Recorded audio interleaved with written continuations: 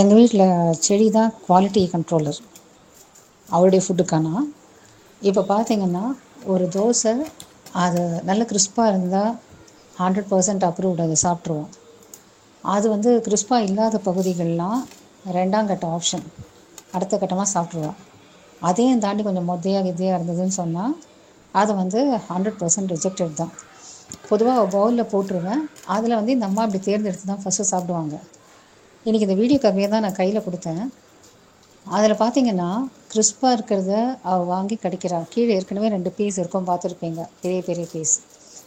அதை வந்து அவள் ரிஜெக்ட் பண்ணது. வாங்கிட்டு தெரியாதனமாக வாங்கிட்டா, ஐயோ அப்படின்ட்டு கீழே போட்டா. அப்புறம் அதை தவிர அவள் என் கையிலேருந்தே வாங்காதது வந்து பார்த்தா அவள் பவுலில் அப்படி திரும்பிப்பா, பவுலில் போட்டுருவாங்க. பிடிச்சதை அவள் சாப்பிட்ருவா. வாங்கிட்ட அப்புறம் அது பிடிக்கல அப்படின்னா தரையில் போட்டான்னா அது 100% ரிஜெக்டட், கண்டிப்பாக அப்புறம் எடுத்து சாப்பிட மாட்டா.